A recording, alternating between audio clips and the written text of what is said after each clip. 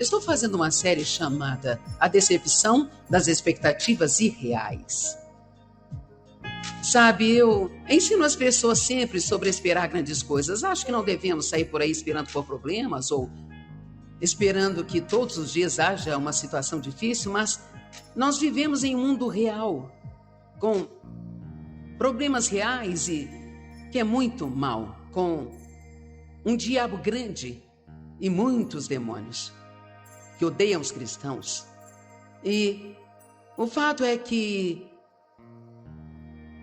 graças a Deus por podermos orar e acreditar e ter sonhos e ter visões e por Deus fazer tantas coisas incríveis. Sabe, a verdade é que realmente Deus faz muitas coisas incríveis em nossas vidas. Quero dizer, são realmente coisas fenomenais, incríveis. E muitas vezes são pequenas coisas que deixamos passar e não prestamos atenção. Um exemplo rápido. Estávamos fora da cidade, fomos assistir a um cover do Elvis. Eu era adolescente quando Elvis era bem famoso e então ainda gosto de ouvi-lo cantar. E então tínhamos os ingressos e uma das nossas filhas decidiu que queria ir conosco e estávamos fora da cidade. Todos os ingressos haviam se esgotado antes do dia do show. Então, conseguimos um ingresso para ela, mas nós íamos ficar muito separados. E então, eu disse, vamos orar para que apareça lugares livres ao nosso lado ou do seu lado, para que possamos sentar juntos. Agora, sabe, no natural, o seu cérebro vai dizer, bem, isso não vai acontecer, já falaram que o teatro está completamente lotado, mas, e realmente, todos os lugares estavam ocupados. Eu vi um lugar vazio na nossa frente, sabe? Mas, ao lado da minha filha, havia 4 lugares de pessoas que não apareceram. Aí você pensa, mas quer saber?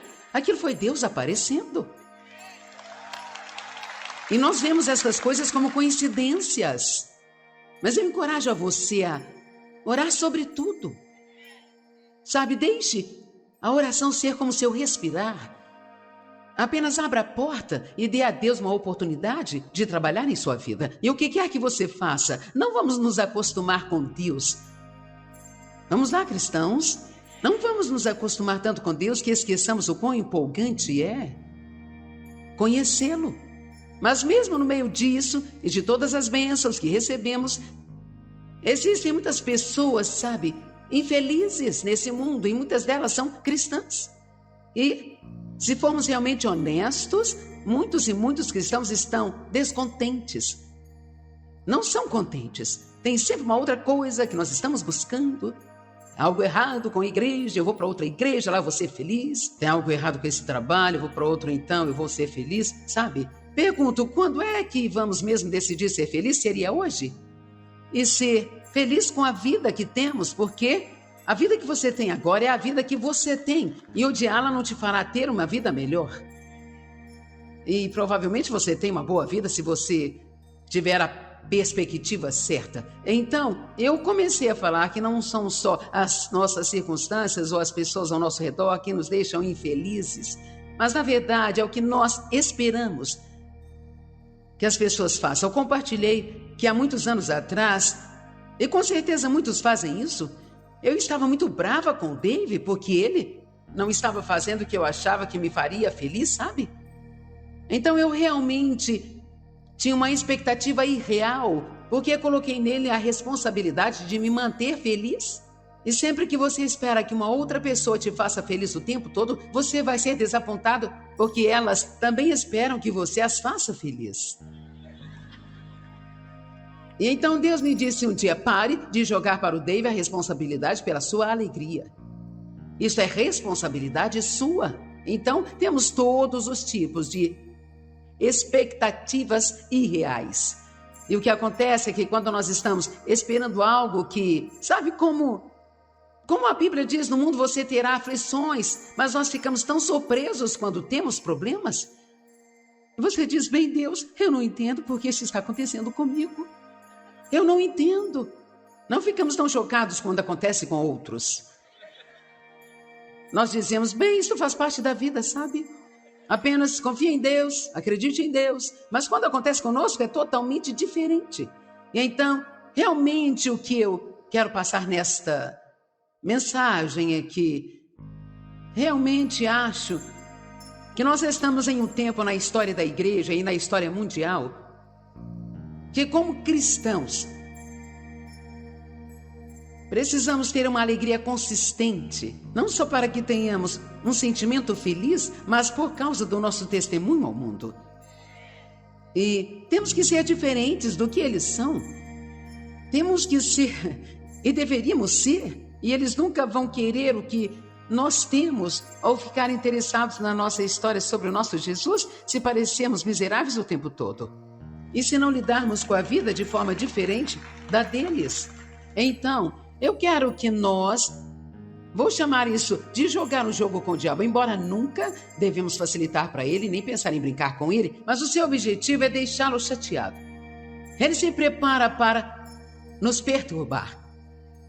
Ele sabe quais os botões apertar, ele nos observa muito de perto, ele sabe exatamente quando estamos em um momento frágil, quando ele pode vir contra nós e nos fazer perder a nossa calma, perder a nossa paciência, ficar com raiva, chateados, perder a nossa paz e falar um monte de coisas que realmente não deveríamos falar. Alguém aqui pode concordar e dizer amém? Então, eu gosto de jogar este jogo, de tentar ver, sabe, quantas vezes eu consigo passar por essas provações e permanecer totalmente estável.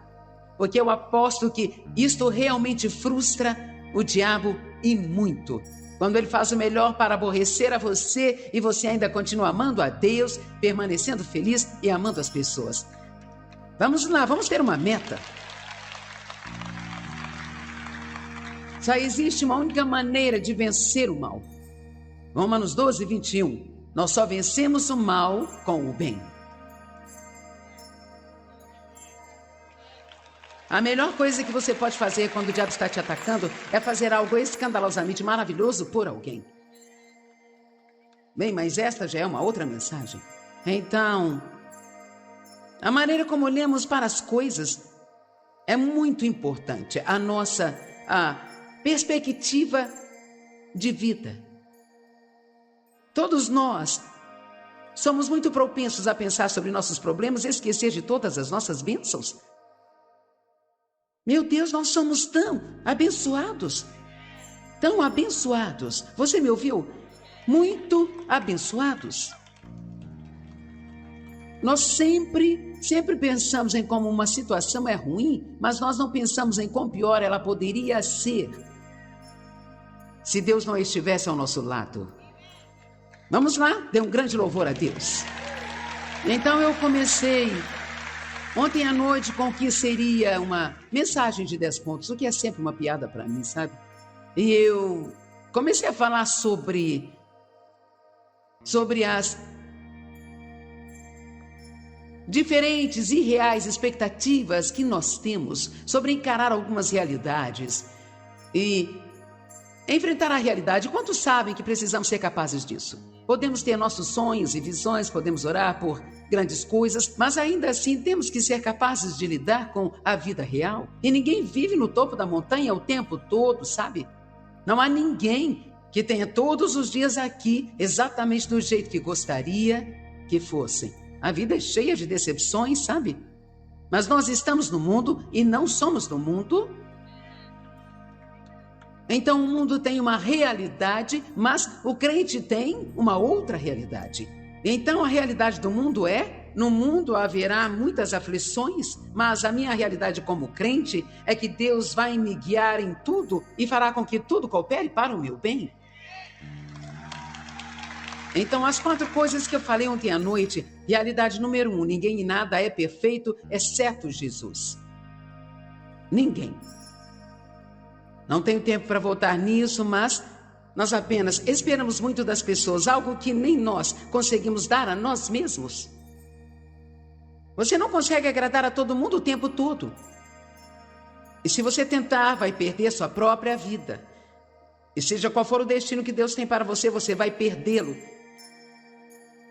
Porque todo mundo espera algo diferente de você. E se você tentar fazer todo mundo feliz, chegar a um ponto em que você nem saberá quem você é, sabe? A terceira coisa que falamos foi: no mundo haverá aflições. E a quarta coisa foi: todos ficaremos diante de Deus e prestaremos conta das nossas vidas. E sabe, a Bíblia fala muito sobre o temor do Senhor. Quero dizer, é incrível quantas vezes você vê na Bíblia o temor do Senhor é o princípio da sabedoria. E muitas pessoas hoje nem têm ideia do que isso seja. Quantos já ouviram um sermão sobre o temor do Senhor? Talvez nunca. Agora, não precisamos ter medo de Deus porque nós sabemos que Ele nos ama, mas nós precisamos ter um temor e tremor reverencial e precisamos entender que Deus vê cada uma das coisas que nós fazemos. Então, na verdade, não é o que nós fazemos em público que é tão importante, mas é o que fazemos a portas fechadas, sabe? Quando achamos que ninguém está vendo, mas Deus está sempre olhando. Agora, se você recebeu a Cristo como Salvador, você não será julgado com base na salvação. Mas a Bíblia diz que você pode passar a sua vida fazendo várias boas obras e que quando você passar pelos olhos de fogo no dia do julgamento, que por toda a obra que foi pura você vai receber uma recompensa, mas aquilo que foi feito com motivo errado para ser visto pelas pessoas, para ser bem-quisto ou todas essas coisas loucas em que nos metemos, você vai perder a sua recompensa até mesmo ainda que você esteja salvo. Bem, eu não sei sobre você, mas não quero chegar ao céu e ainda estar no jardim da infância e ter que começar tudo de novo. E se eu vou passar a minha vida servindo a Deus, que é o que eu tenho feito nos últimos 42 anos, e essa é a minha vida, é isso que eu faço, eu não quero perder a minha recompensa. Vamos lá.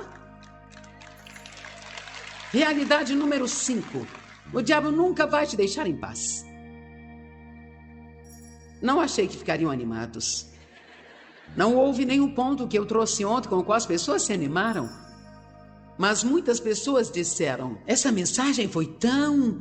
isso foi uma mudança de vida para mim, sabe?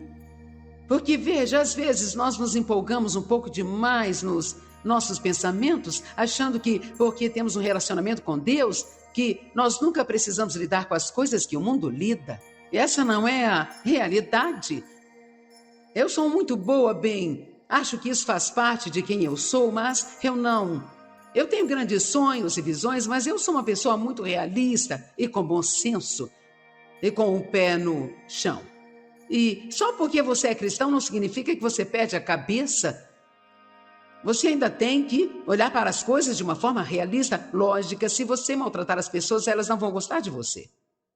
Se você gastar mais dinheiro do que ganha, vai acabar com sérios problemas. E muitas coisas você não pode orar para desaparecer.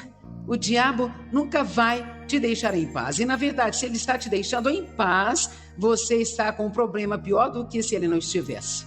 Porque se ele não está te incomodando, significa que você não está incomodando ele. Então, sempre que você estiver fazendo progresso de alguma forma, o diabo vai vir contra você para tentar pará-lo. E não tem ninguém aqui.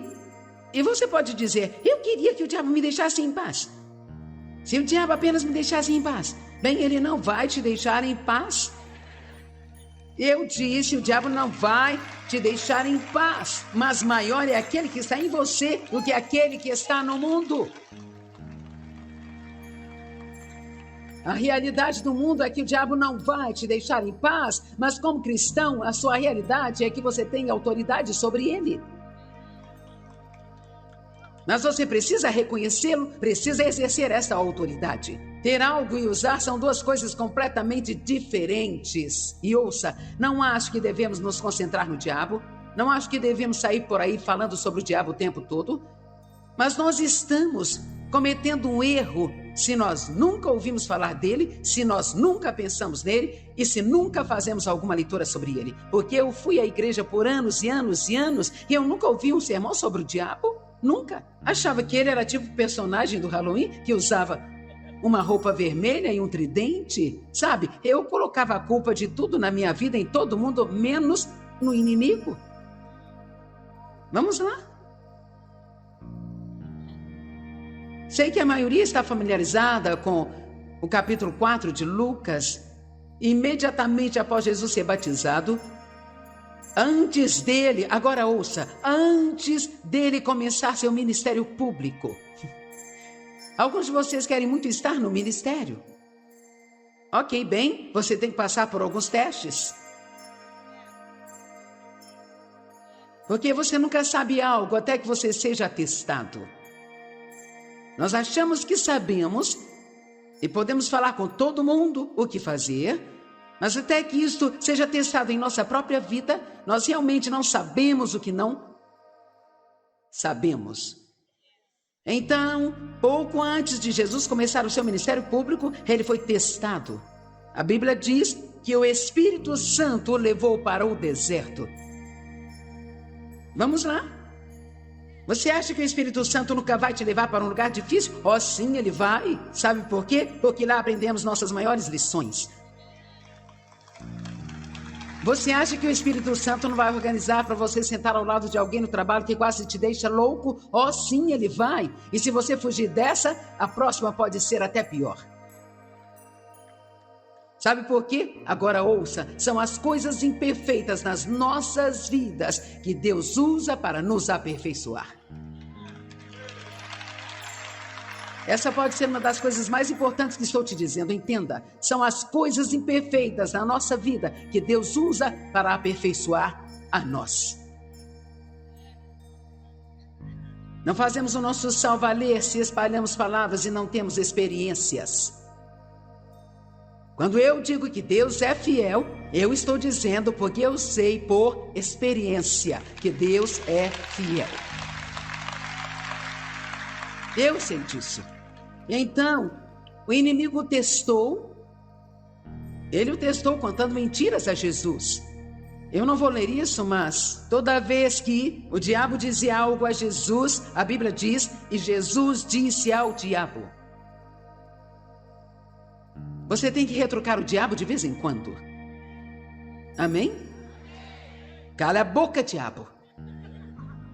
Se afasta de mim. Você é um mentiroso. Não. Essa é boa, hein? Não. Não vou fazer isso. Vamos lá.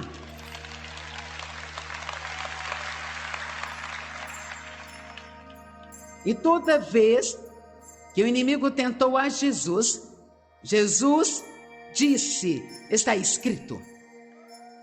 Está escrito.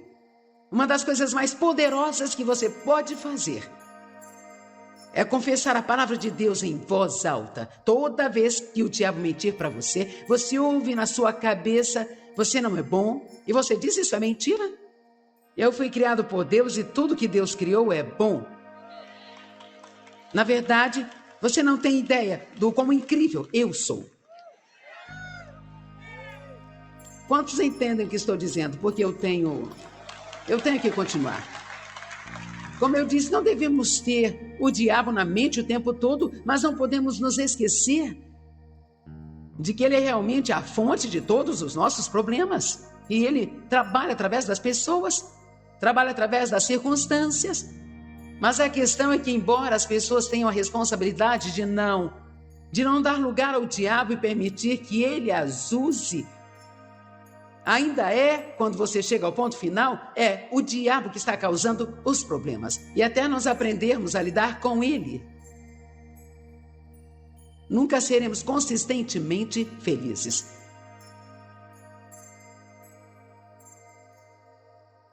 Mas o que eu amo sobre essa história em Lucas, e você vê tantas coisas nesse capítulo de Lucas, mas no verso 13, e depois que ele terminou, então, no verso 13 diz, e quando o diabo havia terminado com todas as tentações, ele partiu dali até outro momento oportuno surgir.